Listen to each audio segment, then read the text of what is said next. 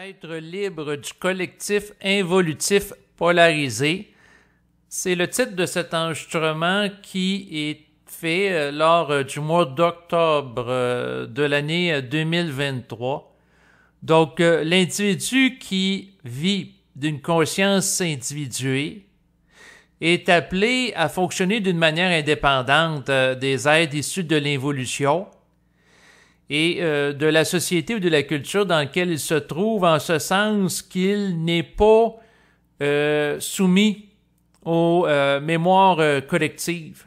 Il est distant par rapport à ça, puis il est capable aussi de freiner les intrusions sur sa psyché que cherchent à faire certaines forces pour des raisons de programmation sociale, de conditionnement. Les forces de collectif involutif vont toujours chercher à créer de la polarisation, de la dualité, parce que les êtres issus de l'involution sont régis par des formes. Or, il y a différents êtres, il y a différentes formes, il y a différentes cultures. Toutes les formes qui sont différentes sont, comment dire, leur divergence est propice à des oppositions. Et tant que les gens sont embrigadés dans des formes psychologiques, sont pris là-dedans, ben ils vont vivre des oppositions, puis ils vont être programmés par le collectif pour nourrir de la rivalité par rapport à différents peuples et être polarisés.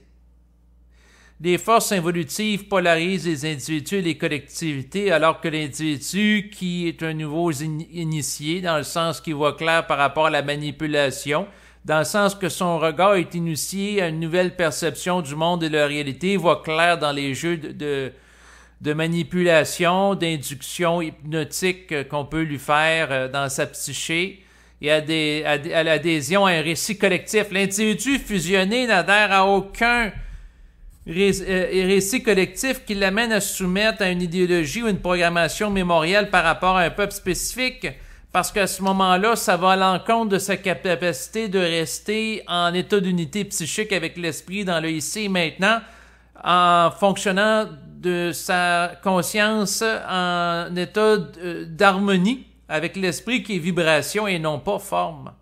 Les formes sont le produit d'une expression vibratoire résiduelle du passé, d'une créativité qui appartient à un moment qui a déjà été vécu à un moment donné. Or, tant que l'individu est soumis à la forme, il va polariser, surtout si les gens n'adhèrent pas aux mêmes formes que lui, ce qui va créer des conflits, ce qui va créer des guerres, ce qui va créer le dédale involutif et les tensions géopolitiques qui vont être vécues au niveau international. Mais ça, c'est le lot de l'involution, et c'est sûr que par rapport à ça, ce qui a été dit, c'est que l'individu qui a à transiger avec des êtres collectifs, il n'y a pas à se faire engluer par eux. Donc là, c'est ça que les propos tenus depuis tantôt sont beaucoup dans le sens du principe à caractère abstrait. Je vais parler du concret. Au moment où vous faites cet enregistrement, au début du mois d'octobre, eh bien, dans les médias occidentaux, il est question d'une attaque qui aurait été commise par des membres du Hamas, donc une organisation palestinienne contre Israël. Et là, il y aurait eu plein de gens là, qui auraient été tués là, par les membres du Hamas, donc des gens de tous les âges, dont notamment là, des femmes, des enfants, donc plusieurs personnes. Donc ça, c'est l'événement qu'on nous présente dans les médias.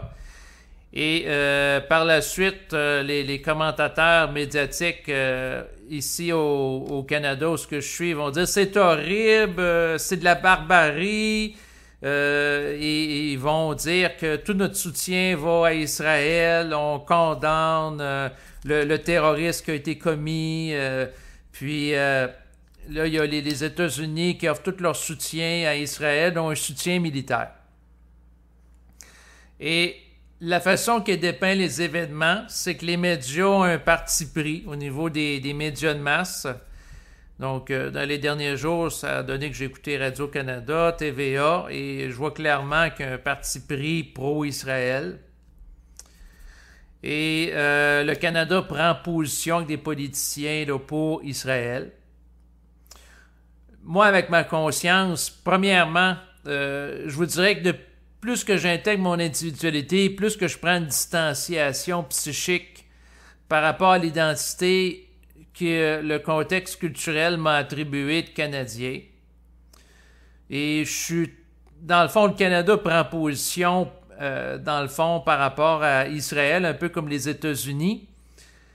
Bon, ça appartient au Canada. Moi, je suis distant de ça. Moi, je serais plutôt d'avis qu'il faudrait investiguer avant de, comment dire, d'adhérer à un récit collectif, les fondements de tout ça pour voir sur quoi ça réside.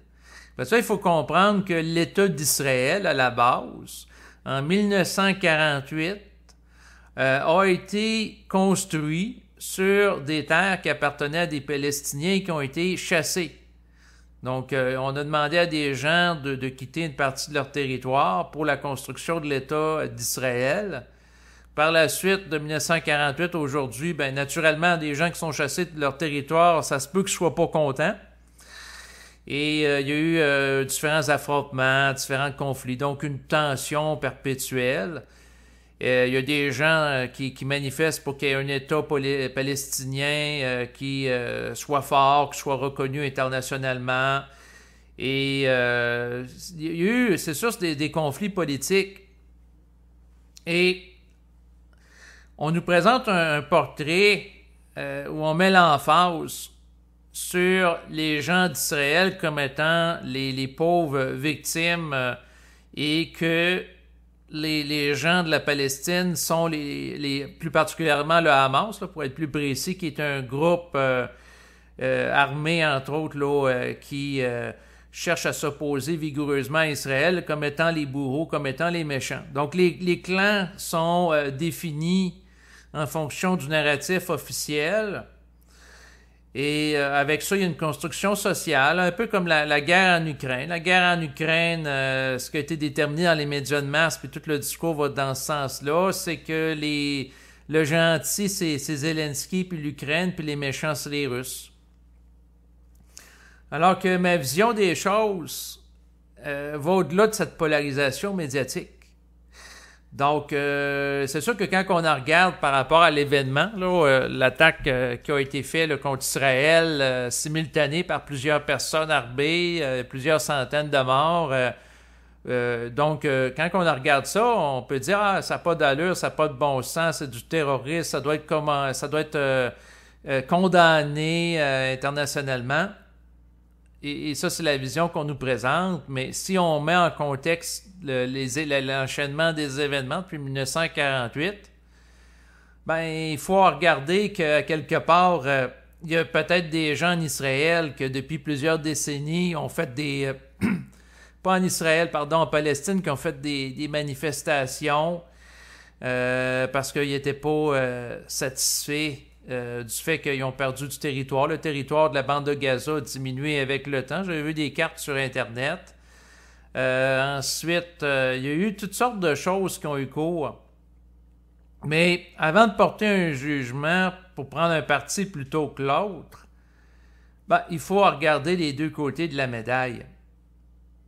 Donc, ça se peut qu'il y ait des gens qui souffrent depuis plusieurs décennies en lien avec les politiques d'Israël qui sont vraiment désespérés, puis qui cherchent à commettre des meurtres, puis comme une forme d'extériorisation de souffrance. Est-ce que je suis d'accord avec ça? Non. Mais si ces gens-là, parce qu'il y a eu des manifestations qui ont été faites au fil du temps, il y a eu même des gens là, au Canada qui avaient manifesté pacifiquement pour qu'il y ait plus de reconnaissance des Palestiniens, etc. Fait que si les moyens pacifiques donnent rien, il y a peut-être des gens désespérés qui vont tenter d'autres moyens.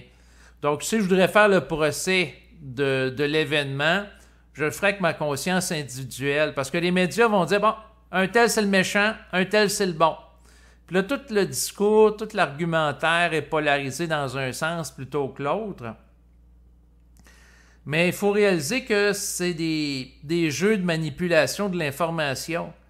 et ça va créer du consentement social. Il y a des choses qui sont dites dans les médias, comme par exemple, suite à l'attaque qui a été meurtrière pour plusieurs centaines de personnes en Israël, comme mesure de représailles, il y a des bombardements là, naturellement là, à des endroits dans la bande de Gaza associés au Hamas.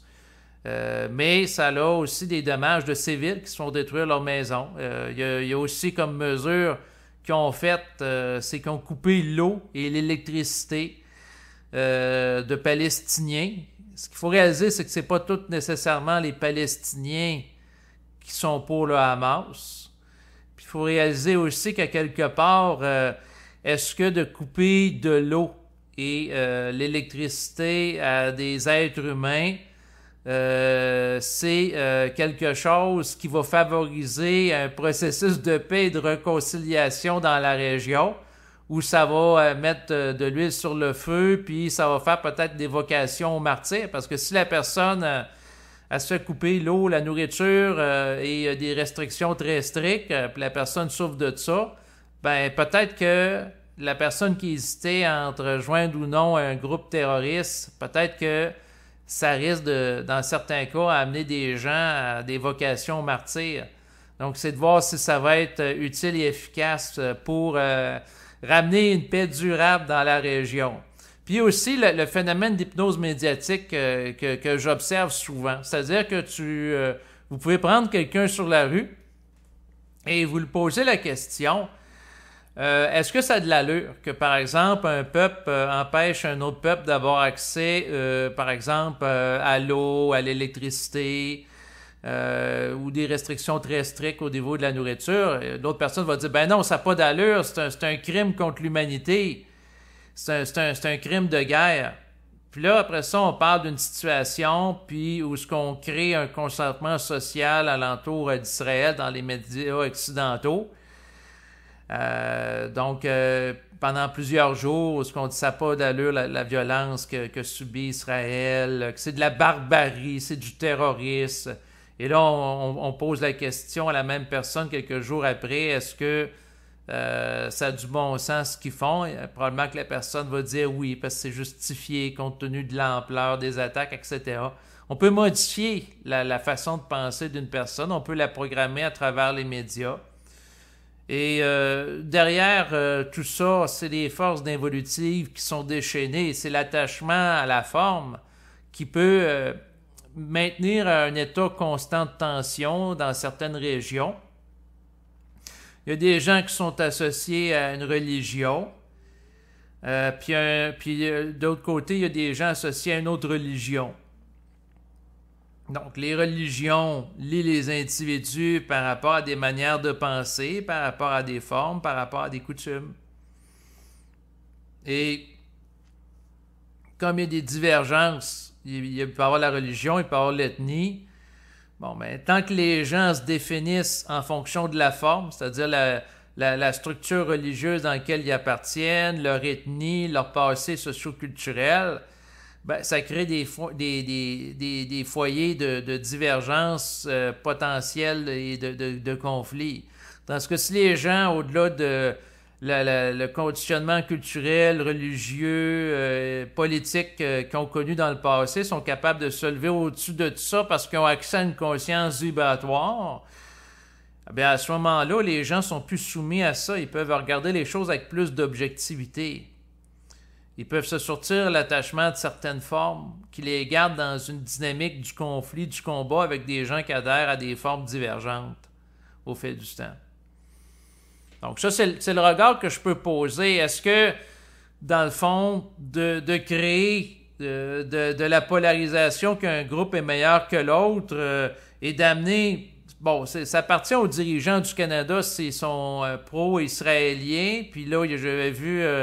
au Québec, on a François Legault qui disait qu'il était honteux qu'il y ait des manifestations de Palestiniens, pro-palestiniennes au Québec. Ben, suite aux événements, ben, il y a un rôle à regarder sur la pertinence d'aller dans un sens de polarisation. Moi, en tant qu'individu, je suis né au Canada, mais je ne suis pas nécessairement en accord avec les positions du Canada. Je ne suis pas pro-palestinien en passant, là, plutôt que, dans le fond, je ne suis pas, comment dire, d'un camp comme de l'autre. Je ne suis pas pro-israélien ni pro-palestinien.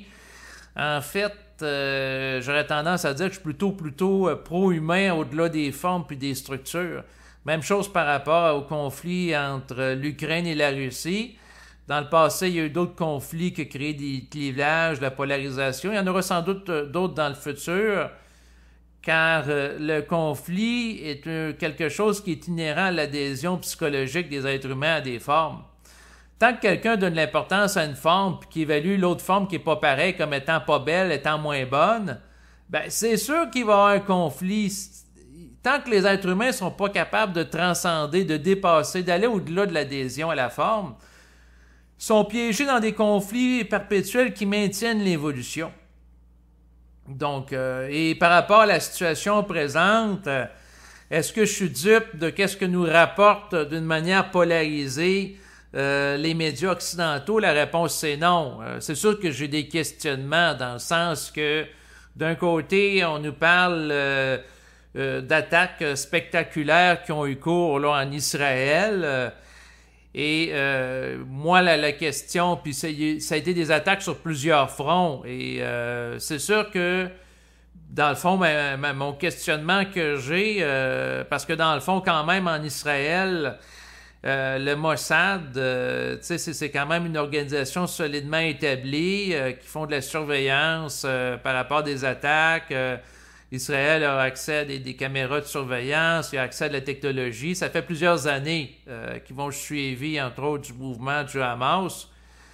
Et tout d'un coup, il y a des attaques sur plusieurs fronts qui vont ébranler la population d'Israël. Comment est-ce que ça peut arriver? Des fois, je me pose, quand je regarde ça, des questions. Parce que quand on regarde les choses d'une perspective politique, on peut voir que stratégiquement, qu'il y ait des attaques qui fassent mal, là, dans le sens que des enfants qui sont tués, des femmes, ça peut servir par la suite à justifier certaines politiques d'un peuple au détriment d'un autre en disant, ben regardez, si on prend le contrôle de la bande de Gaza où on fait la guerre, c'est justifié, ils ont tué des femmes et des enfants, c'est des crimes contre l'humanité. Mais c'est de voir aussi, est-ce que la possibilité que les attaques, tout au moins une partie, a été laissée faire par les dirigeants d'Israël, c'est une question que je me pose. En fait, stratégiquement, on l'a vu sur le plan historique par rapport à Pearl Harbor. Donc, c'est-à-dire que les Japonais avaient attaqué Pearl Harbor et les autorités américaines avaient intercepté le message, la communication, comme de quoi qu'elle allait attaquer. Et d'une manière volontaire, ils ont omis de transmettre l'information aux gens qui étaient à cet endroit pour, par la suite, justifier la guerre contre le Japon. Donc, lors de la Deuxième Guerre mondiale, les Américains ont fait la guerre aux Japonais. Bien, ce qu'il faut comprendre, puis ça on l'a su longtemps plus tard, en tout cas pour moi, là, c'est que, à quelque part, c'était voulu qu'il y ait des attaques qui soient perpétrées par les Japonais à Pearl Harbor sans que les civils américains sur place soient avertis. Pourquoi? Ben, pour dire, ben, regardez, les Japonais nous ont attaqués, ils nous ont pas tenus au courant, ils ont attaqué des civils sans prévenir, c'est des lâches, c'est une abomination, et ainsi de suite, pour justifier par la suite la pertinence que les États-Unis entrent en guerre contre le Japon. Donc, ça crée un événement choc. Mais ça, c'est une stratégie militaire, c'est-à-dire omettre volontairement de transmettre l'information, quitte à ce que la vie de certaines personnes soit sacrifiée, mais au nom d'un agenda collectif qui transcende la vie des individus pour un plus grand bien. Donc, ça, c'est une perspective idéologique, philosophique, qu'ont certaines personnes. Donc, dans certains cas, et ça, on va parler de la stratégie Pearl Harbor, dans le sens on est au courant d'une information qu'une attaque peut avoir lieu, mais on omet de transmettre l'information pour laisser l'attaque avoir lieu, mais ça nous permet par la suite de justifier des actions qu'on ne pourrait pas justifier autrement.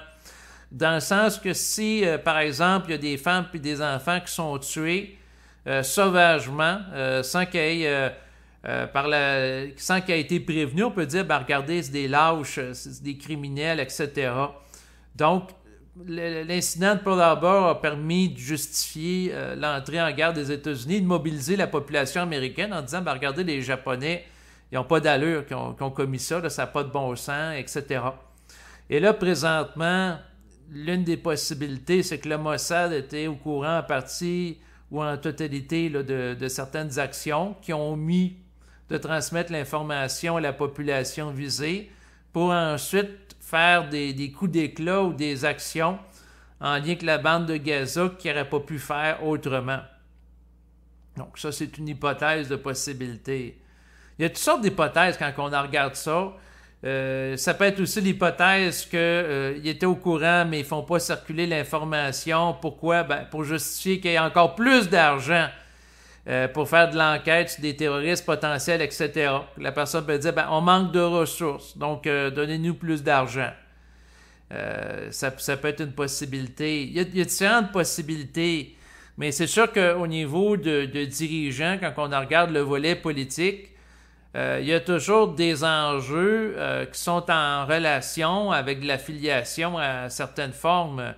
Et c'est sûr que quand je regarde tout ça, ma vision des choses en tant qu'individu est la suivante. C'est-à-dire que dans tous les jeux de polarisés qu'on essaie de nous faire rentrer dans le passé, présentement, puis on essaie de nous faire choquer vers d'individus, donc tourner notre colère vers certains peuples en disant ben, tel peuple c'est le peuple russe qui est le méchant, puis le peuple qui est bon c'est les Ukrainiens. Les Ukrainiens là, ils font pas de bavure militaire, il y a pas des fois des missiles qui envoient qui tombent sur des zones habitées par des gens de la population.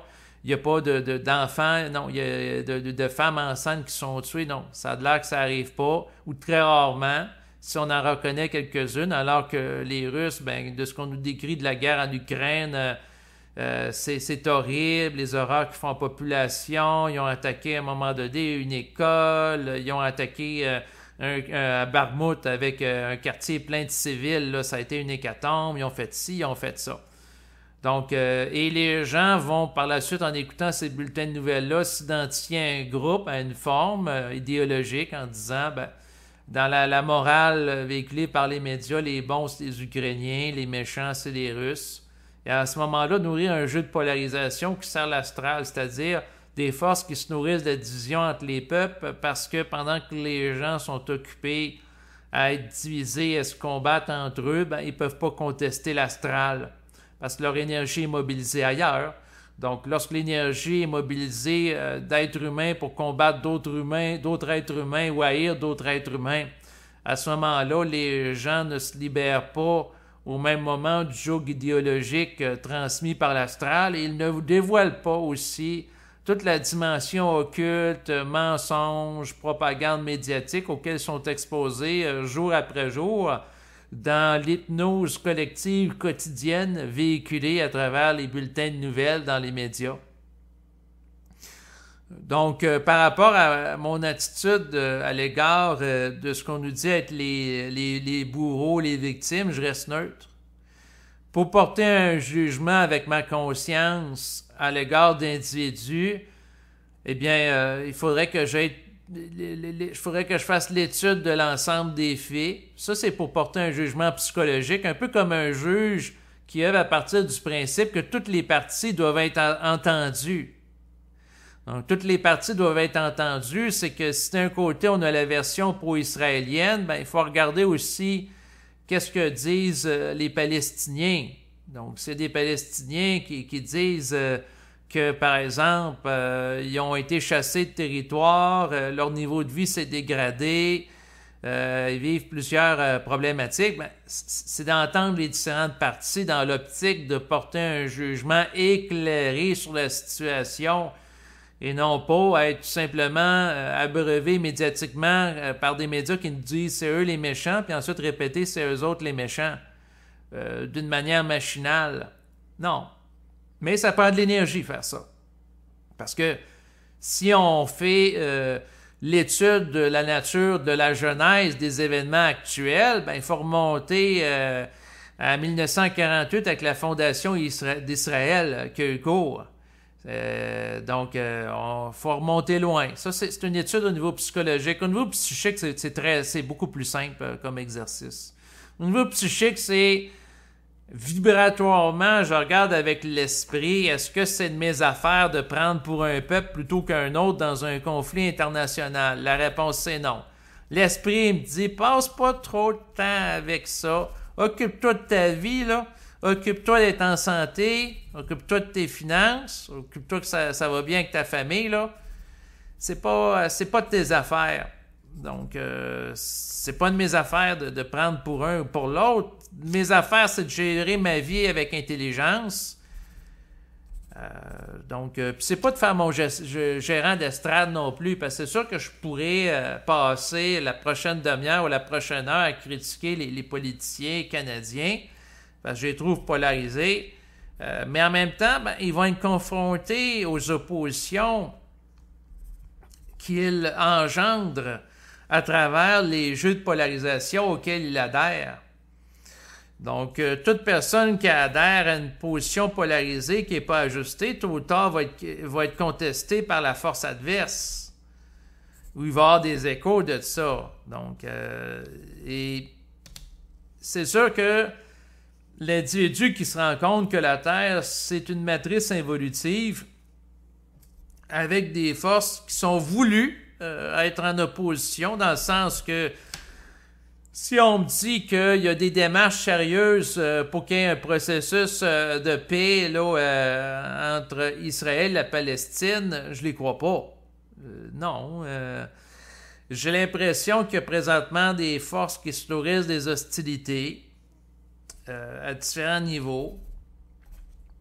Puis c'est géopolitique. Il y a des calculs qui se font en lien avec parce que, dans le fond, Israël et la bande de Gaza sont situés au Moyen-Orient, proches de lieux stratégiques en termes d'approvisionnement de pétrole. Donc, le pétrole étant une ressource qui est encore très utilisée aujourd'hui en Occident. Je veux dire, l'essentiel du parc automobile, c'est encore des autos qui fonctionnent à essence. C'est pas des autos électriques et encore moins à l'hydrogène. Donc, à ce moment-là, si on est dépendant de cette ressource-là, ben, il y a des jeux politiques qui sont en lien avec ça, qui s'opèrent.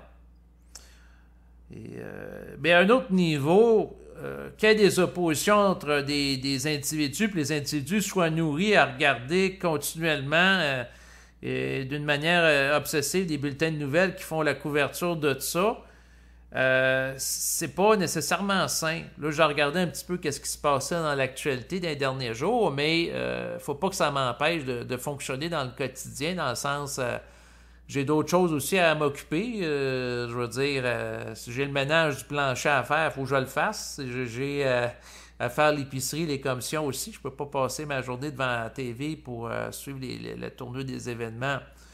Mais au niveau de l'esprit, je veux amener quand même une dimension particulière. L'individu qui entre dans son intelligence puis qui l'intègre de plus en plus avec le temps se désaffilie du collectif. L'esprit procède à une exfiltration psychique d'un individu d'un système involutif pour le faire passer à un autre système. Moi, mon regard présentement par rapport à la guerre en Ukraine, il n'a pas changé depuis le début de l'événement qui a eu cours le 23 février 2022. Excusez, c'est le 24 février 2022 et non pas le 24 février 2023. Donc, bref, ça fait plus qu'un an qu'il y a un conflit entre l'Ukraine et la Russie, mais la perspective n'a pas changé. C'est-à-dire que je suis de l'avis en tant qu'individu que le Canada n'a pas nécessairement à prendre parti pris. Puis moi, en tant qu'individu, je suis plutôt neutre en regardant les deux camps, puis que je vois que des deux côtés, il y a de la manipulation. Donc, quand je regarde ça sur le plan humain, ce qui va me mettre en colère, c'est de voir que les gens sont manipulés par des idéologies, malgré eux, qui les amènent de sombrer dans une mécanique infernale de la violence, qui est engendrée. Tu sais, c'est sûr que, je donne un exemple concret. Si, par exemple, présentement, bon, il y a un camp qui attaque l'autre. Ensuite, il y a une riposte. Puis là, dans la riposte, il y a des gens de l'autre camp qui sont tués. Comme les membres de la famille et les amis des gens qui sont tués sont contrariés, ben, ça peut faire que certains individus parmi eux qui hésitaient avant de devenir un terroriste, ben, le deviennent. Puis là, ils vont attaquer l'autre camp. Puis là, les gens de l'autre camp sont contrariés. Fait que ça fait des vocations pour faire des soldats pour attaquer l'autre camp et vice-versa. Fait que c'est une dynamique sans fin de conflit, de terreur qui peut être engendrée là, et de représailles perpétuelles. Là. C'est ça le cercle vicieux. C'est ça l'enlisement évolutif. C'est ça l'adhésion à une conscience polarisée qui garde la personne prisonnière d'un narratif polarisant puis de conditionnement social qui s'alourdissent avec le temps. Parce que si on prend deux peuples qui sont en guerre depuis 10 ans, c'est une chose. Mais quand que ça fait au-dessus de 50 ans que deux peuples sont en tension perpétuelle avec des attentats une fois de temps en temps, ben il y a comme une normalisation de la situation, une banalisation. C'est comme ça fait partie du quotidien qu'une fois de temps en temps, il y a quelqu'un qui va se faire exploser, il va y avoir des représailles militaires avec des bombardements, avec des missiles, et ainsi de suite. Donc, ça fait comme partie du quotidien, puis ça devient difficile à ce que ça prenne fin. Donc, parce qu'il y a un enlisement. Les gens sont sur le pilote automatique, puis ils pensent d'une certaine façon polarisée, polarisante. Mais en tant qu'individu, est-ce que moi, je suis, dans le fond, mon énergie, est-ce que je suis en colère contre certaines personnes présentement quand je regarde les situations collectives d'un peuple par rapport à un autre? Non, je reste neutre par rapport à ça. Je vais les regarder tout ça froidement en réalisant qu'il y a des êtres humains que présentement, ils se font tuer parce qu'ils sont prisonniers d'une mécanique psychologique involutive qui les amène dans une spirale infernale de la violence. Et qu'à quelque part, il y a des intérêts qui tirent profit de ça. C'est sûr que le complexe militaire et industriel, ben, ça les nourrit. Donc, c'est sûr que le budget des militaires, que ce soit, par exemple, par rapport à... bon, je vais regarder ça, disons... ben, tiens, prenons la guerre en Ukraine. Bon, ben, c'est sûr que si les États-Unis dépensent à coups de milliards pour soutenir l'Ukraine sur le plan militaire et que des entreprises américaines produisent des missiles, ben, j'avais vu il y a quelques jours, les Américains ont donné des missiles longue portée, c'est-à-dire sur plusieurs centaines de kilomètres aux forces ukrainiennes, et c'est $1 million pièce. Fait qu'à chaque fois qu'un missile est tiré, tching! Ça vaut $1 million. Or, si, là c'est ça, il faut que je fasse attention aux mots, parce que ça se peut que ça soit donné, mais aussi, ça soit des missiles qui soient octroyés à l'Ukraine, mais qui doivent rembourser leur valeur par la suite. Présentement, l'Ukraine s'endette beaucoup en lien avec la guerre. Donc, quand tu regardes ça d'une perspective détachée de la situation, l'industriel américain qui produit les missiles, il y a un contrat du gouvernement, donc fabrique-moi telle quantité de missiles. Ensuite, le gouvernement américain, soit qu'il les donne à l'Ukraine comme cadeau, ou il les vend à l'Ukraine moyennant une dette. Et si l'Ukraine rembourse ou pas, ben si l'Ukraine rembourse, bon, ben c'est les gens de l'Ukraine qui payent pour des missiles, donc les gens du peuple. Ensuite, si l'Ukraine ne rembourse pas, puis c'est vraiment donné, ben c'est le peuple américain qui paye pour des missiles envoyés en Ukraine. Donc, des civils américains financent une guerre qui se déroule en Ukraine Et on ne leur demande pas leur avis. Donc, les gens aux États-Unis n'ont pas voté pour l'implication des États-Unis en Ukraine, ni même la même chose au Canada. Là, on ne m'a pas demandé mon opinion là, par rapport à ça. Même chose pour le soutien en Israël. On ne me demande pas mon avis. Ils décident, puis les gens payent. Et la compagnie qui fabrique les armes est financée par le gouvernement américain. Et peu importe l'issue de la guerre, c'est elle qui est gagnante. Lors de la Deuxième Guerre mondiale, il y avait une entreprise, suisse. En fait, lors de la Deuxième Guerre mondiale, les Suisses étaient neutres, c'est-à-dire ils ne prenaient pas pour les Alliés ni pour les nazis. Ils s'affichaient comme étant neutres et l'avantage de leur situation pouvait faire en sorte qu'ils vendaient des canons à la fois aux Alliés puis aux nazis qui se combattaient. Donc, peu importe lequel des deux camps qui va gagner, eux autres, ils écoulent leur inventaire militaire, donc ils sont gagnants, puis en plus, ils ne sont pas attaqués. Donc, c'est une mécanique qui fait en sorte que certains individus tirent profit de la situation. Donc, probablement qu'Israël, si elle a été attaquée récemment, va peut-être investir à coups de millions, voire des milliards là, dans les prochaines semaines, les prochains mois pour avoir une zone encore plus sécurisée. Donc, elle va investir pour des armes de combat, et ainsi de suite. Donc, c'est une mécanique, la guerre, même chose pour les forces ukrainiennes. Donc, tout ça pour dire quoi? Ben, pour dire que les jeux de polarisation amènent les gens dans des polarités, puis dans certains cas aussi à s'engager. Donc, des gens qui, lorsque leur peuple est engagé dans un combat, ils sont attaqués par un peuple rivaux avec des forces armées, ben ça fait des vocations aux martyrs. Puis quand les martyrs se font exploser avec des bombes dans l'autre peuple, ben, ça fait des vocations pour que des jeunes deviennent des militaires puis fassent carrière dans le domaine militaire. Donc ça légitime tout ça et la polarité et la polarisation individuelle amènent des individus à s'impliquer dans des guerres en prenant un camp plutôt qu'un autre. Et à ce moment-là, ben, ça légitime des actes qui, au niveau de la conscience spirituelle, sont pas beaux, comme tuer des enfants, égorger des adultes, et ainsi de suite. Des femmes, etc. Il y a des crimes. Puis ça, l'histoire des crimes contre l'humanité, là, c'est particulier. Je vous explique.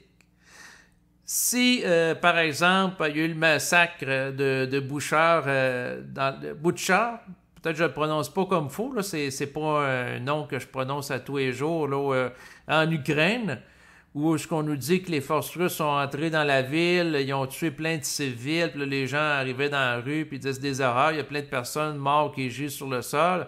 On dit que c'est un crime contre l'humanité, les Américains vont dire que ça n'a pas d'allure de s'en prendre comme ça à des civils. Or, les Américains, si on regarde leur feuille de route, lors de la Deuxième Guerre mondiale, ils avaient envoyé des bombes nucléaires à Nagasaki et également à Hiroshima. C'est deux villes qui sont situées au Japon. Or, si on envoie des bombes nucléaires à des villes, on s'entend que dans les villes, oui, il peut y avoir des soldats, mais il peut y avoir des femmes puis des enfants. Habituellement, dans des villes, il y a des gens de tous les âges. Or, si tu envoies délibérément des bombes sur des villes qui comportent des civils, ben, c'est une forme de crime contre l'humanité. Et là, j'imagine un avocat américain qui, si je lui tendrais ce propos, me rétorquerait du tac au tac en me disant, ben écoutez, ça a eu lieu avant le procès de Nuremberg, donc avant 1948, où la notion de crime contre l'humanité est développée. Fait que vu que c'est avant ça que c'est arrivé, ça ne doit pas être si grave. Mais les mêmes Américains ont jugé très sévèrement les nazis qui avaient tué des femmes et des enfants juifs lors de la Deuxième Guerre mondiale, qui sont des populations civiles. Mais en même temps, pendant la Deuxième Guerre mondiale, c'est-à-dire qu'il y avait un volet de la guerre, c'était les Américains contre les nazis, donc les Allemands, mais il y avait un autre volet où les États-Unis étaient impliqués simultanément donc dans le Pacifique, contre le Japon. Et pendant cette même guerre, où ils accusent les nazis d'avoir commis des crimes, ben, eux autres ont attaqué Nagasaki et Hiroshima. Donc, est-ce que c'est 2 poids, 2 mesures? C'est quelque chose à évaluer. C'est sûr qu'en tant qu'individu, puis pendant que je vous parle, je m'observe. L'une des dimensions de ma personne, c'est le volet juge, qui va peser le pour et le contre de quelque chose. Dans ma psychologie, avant d'en venir à une conclusion, des fois c'est contrariant pour les gens de mon environnement parce que au lieu de se prononcer spontanément pour quelque chose contre, je suis plutôt de dire, ben, avant de prendre parti pour quelqu'un, soyons prudents. Regardons comme faut les différents aspects. Pesons le pour et le contre. Ça, c'est moi au niveau psychologique. Et c'est sûr que les évaluations, les délibérations que je peux faire par rapport à un sujet, ça peut durer plusieurs heures. Là, je ne ferai pas l'étude détaillée du conflit entre les Palestiniens et les Israéliens, mais si je le ferais, ça pourrait durer longtemps pour étudier la séquence des événements, les actions-réactions d'un camp face à l'autre, et ainsi de suite, pour connaître leur dynamique interactive. Mais au niveau de l'esprit, ça c'est moi dans mon côté psychologique. Moi en tant qu'esprit, c'est plus de réaliser que il y a des aberrations dans le monde, mais il ne faut pas que je tombe dans un gaspillage trop grand d'énergie, d'évaluation et de délibération, parce que premièrement, je ne suis pas payé pour être juge ou arbitre dans une situation.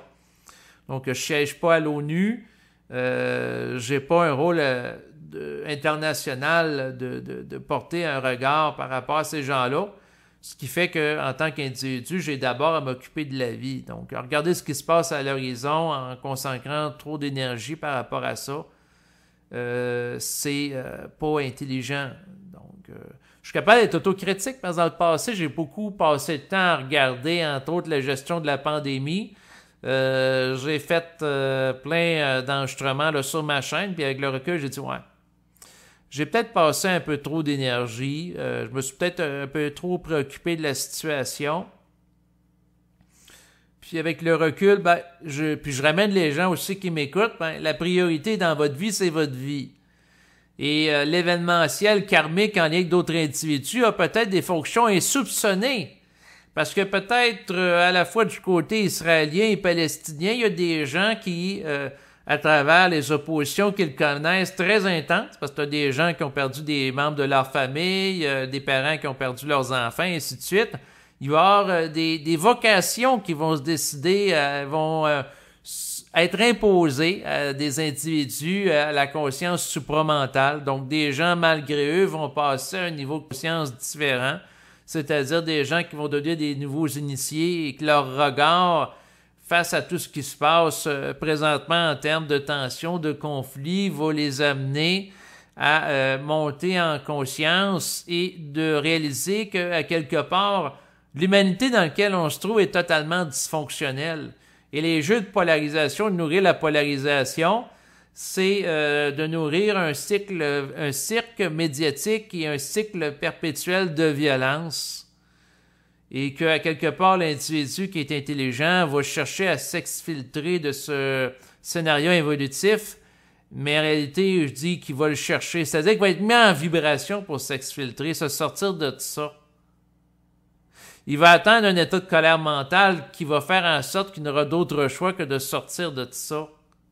Parce qu'il n'est pas intéressé à dilapider ses énergies en nourrissant un camp plutôt qu'un autre, en nourrissant une réflexion favorable à un peuple au détriment d'un autre, à vibrer à de l'émotionnel, à être en colère si un peuple est attaqué en s'identifiant à lui, alors que de vivre un moment comment dire, un moment où ce qui est en symbiose émotif avec un peuple qui dicte son état d'être, alors que l'individu qui est conscient, il est centrique, qu'il y ait plusieurs centaines de morts suite à des attaques terroristes commises sur un peuple. Certes qu'il ne va pas s'en réjouir, il est pas sadique, mais il est lucide en disant que si ça le fait souffrir émotivement, ben, il est en perte d'énergie.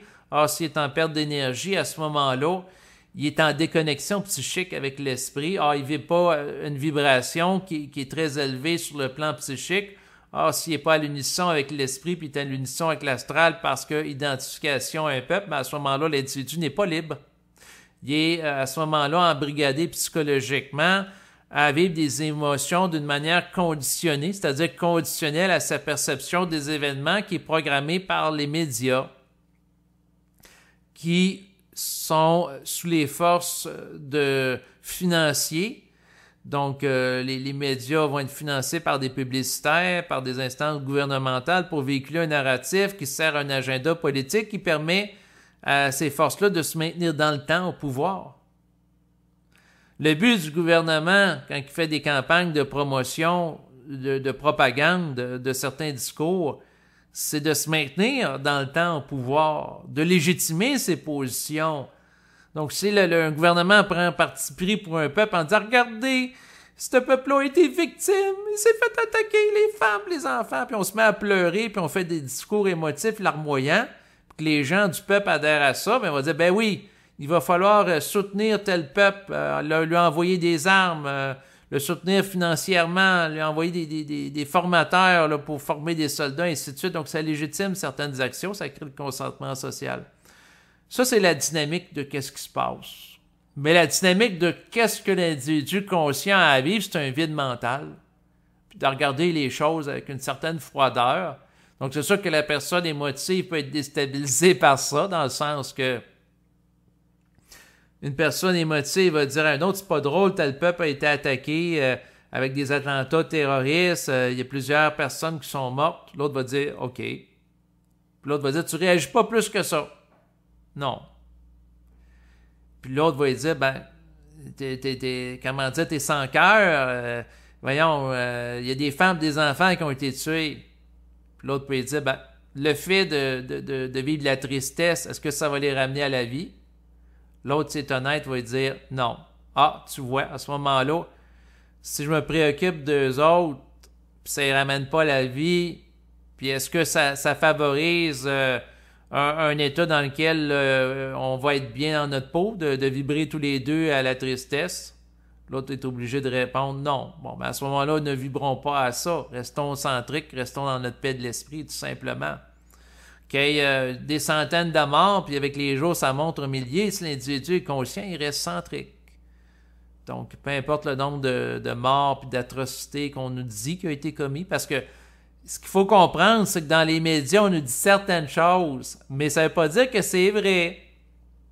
Et tant que les êtres humains sont dans la croyance, ils peuvent être manipulés. Lorsqu'il y a eu le déclenchement de la guerre en Irak, le secrétaire d'État américain, Colin Powell, avait déclaré aux membres de l'ONU et dans les médias de masse que l'Irak détenait des armes de destruction massive et qui s'appuyait sur des sources qui sont fiables. C'est vraiment vérifié par les gens du renseignement américain. On est sûr de ça. Il disait ça avec beaucoup de confiance, d'assurance.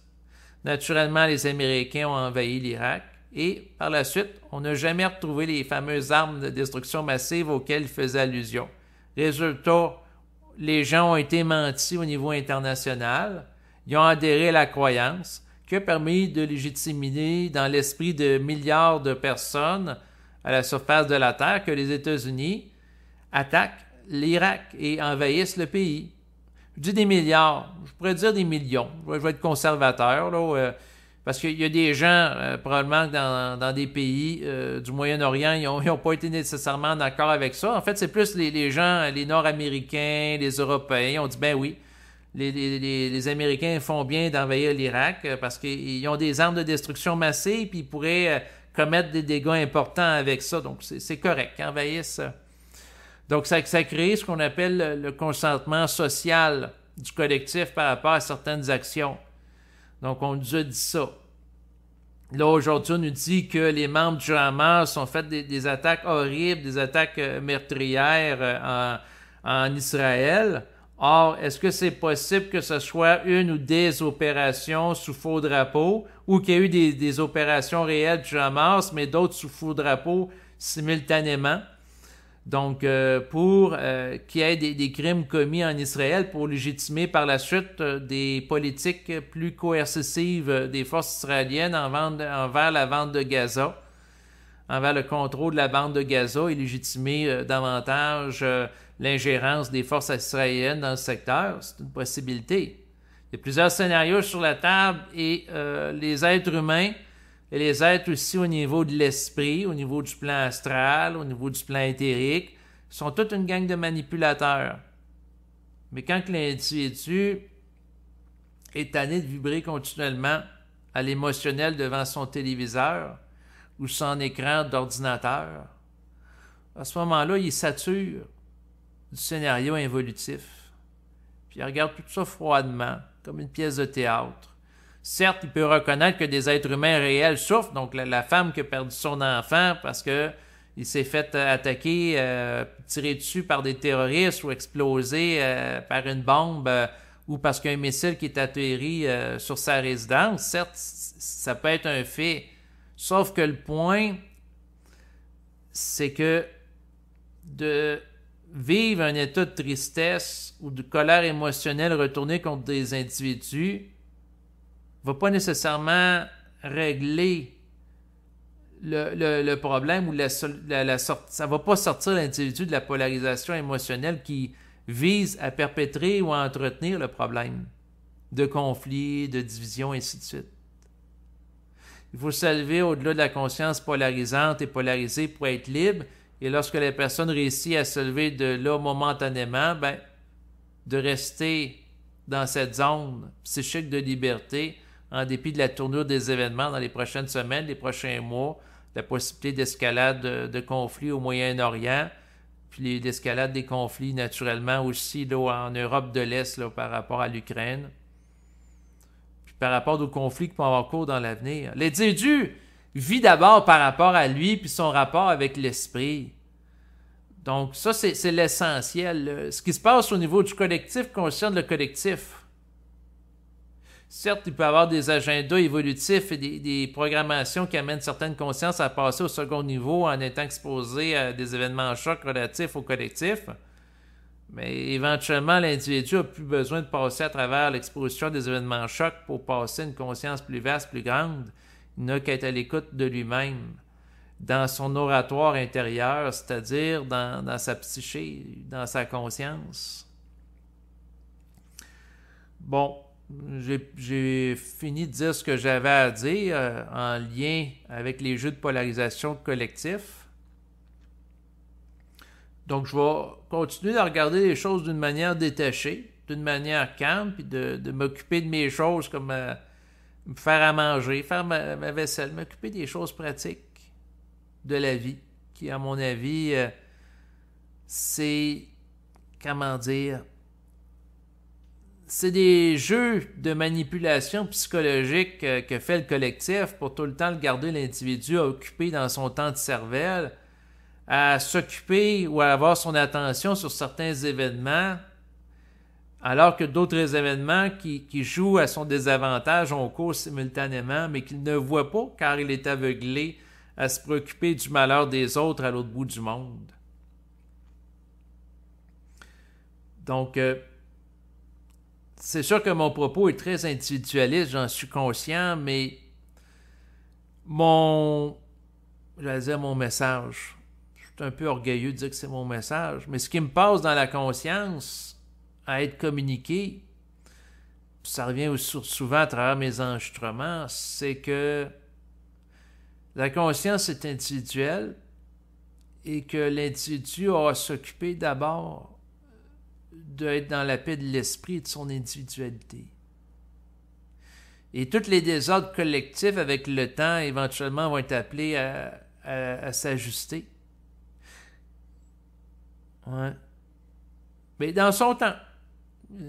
Ça prendra le temps que ça prendra, c'est ainsi. Dans un autre ordre d'idée, j'ai écouté le docteur Mayou, psychiatre québécois, commenter la crise actuelle là, dans la relation entre Israël et la Palestine, et je rejoins son avis, c'est-à-dire que lui, ce qu'il dit, c'est que l'ONU qui ont engendré l'État d'Israël suite à la Deuxième Guerre mondiale, où les Juifs d'Europe ont été en Israël pour y faire un pays, en s'appuyant comme élément pour fonder le pays la religion juive. Eh bien, l'ONU pourrait mettre en place la solution à la problématique actuelle qui repose en lien avec des oppositions de religion. Parce que d'un côté, il y a des gens juifs qui ont été amenés sur un territoire alors qu'il y avait des musulmans. Mais si Israël prendrait la tutelle d'Israël pour en faire un État laïque, donc avec des institutions laïques, au lieu que ça s'appuie sur une religion qui nourrit de la polarité, ben, à ce moment-là, c'est possible que ça puisse être une solution, dans le sens que au lieu qu'il y ait d'un côté des gens qui sont juifs, puis d'un autre en Israël, puis d'un autre côté en Palestine, des gens qui sont musulmans, ben, si tous les gens qui étaient sur le territoire étaient rassemblés ensemble, avec comme base commune la laïcité, pour qu'ils fonctionnent en société et que les institutions soient laïques, eh bien, ça se peut que ça puisse être une possibilité de solution qui amène les gens à fonctionner au-delà de la forme de la religion et de la polarisation que ça peut générer. Parce que dans le passé, il y a eu des guerres de religion là, pendant plusieurs époques. Si on pense entre autres au Moyen Âge, et ça a duré longtemps. C'est des guerres, comme les gens s'identifient à des religions, ben ce que ça crée, c'est que ça crée des polarisations à long terme, alors que si les gens sont amenés à fonctionner avec des institutions politiques laïques, ben à ce moment-là, ça ramène la religion au véhicule privé. Pour les gens qui veulent continuer à la pratiquer et l'État se distancie de ça. Donc, dans le cas présent, je ne suis pas toujours d'accord avec lui, là, je rejoins son propos, et c'est sûr qu'il est possible que dans l'avenir, les politiques mises en place au Québec pour favoriser la laïcité d'État soient peut-être même un exemple à suivre pour Israël. Donc, suite à la Révolution tranquille où la religion était omniprésente ici au Québec, la religion catholique, bien, au fil des décennies, eh bien, ce qui est arrivé, c'est qu'il y a une laïcisation progressive de l'État, à un point tel que le crucifix a été enlevé de l'Assemblée nationale, et il y a eu une modernisation des États pour permettre à des gens de différentes religions de vivre ici. Donc, il y a des gens qui sont catholiques au Québec, des gens musulmans, des gens qui sont juifs aussi, et ainsi de suite. Donc, on va voir qu'est-ce que ça va donner, les politiques de laïcisation au Québec dans les prochaines années, les prochains siècles. Et peut-être que ça sera un modèle à suivre pour d'autres peuples. On verra, on verra. Sinon, en lien avec l'essentiel du propos de l'enregistrement à présent, ce que je veux dire, c'est que je suis tanné d'entendre des journalistes et des politiciens qui disent qu'ils parlent au nom de tous les Canadiens ou tout le monde. En fait, ils ne parlent pas à mon nom. Quoique je peux me distancer du rôle de Canadien en disant que ça ne me concerne pas, là. Mais si, parce que des journalistes, pour aller chercher l'adhésion des gens à un récit, ils vont dire, par exemple, tout le Canada a été ébranlé, a été troublé d'apprendre qu'il y a eu des attentats terroristes dans un autre pays, ou tout le Québec, par exemple, une formule qui est souvent utilisée dans les médias de masse comme TVA, a été bouleversé d'apprendre la mort d'un jeune enfant. Donc, on cherche à nous inclure dans des tragédies. On nous cherche à induire des émotions comme tristesse, en lien avec certains événements chocs, que ce soit local ou international, alors que quand j'écoute ces bulletins de nouvelles-là, je cherche toujours à me distancer de ça en me disant, ben, est-ce que je suis ébranlé comme on me dit? Parce qu'on cherche à induire l'idée que j'ai été ébranlé comme tout le monde, alors que non. Mais c'est une façon de créer ce qu'on va appeler des bulletins de nouvelles qui amènent l'adhésion de l'auditeur à un récit et brasser des émotions. Donc, créateur d'émotions là, au sein de l'auditoire pour donner un sentiment d'exister qui se substitue à travers cette hypnose collective au sentiment réel d'existence qui consiste à déployer une intelligence créative dans sa vie de tous les jours. Donc, le réel de l'individu doit s'appuyer et son sens de l'existence sur l'expression de son intelligence créative et non pas l'induction d'émotions qui sont préfabriquées par la machine médiatique à l'extérieur de lui. C'est la nuance que je peux apporter. Donc, je vais compléter cet enregistrement. Merci de votre écoute. Au revoir.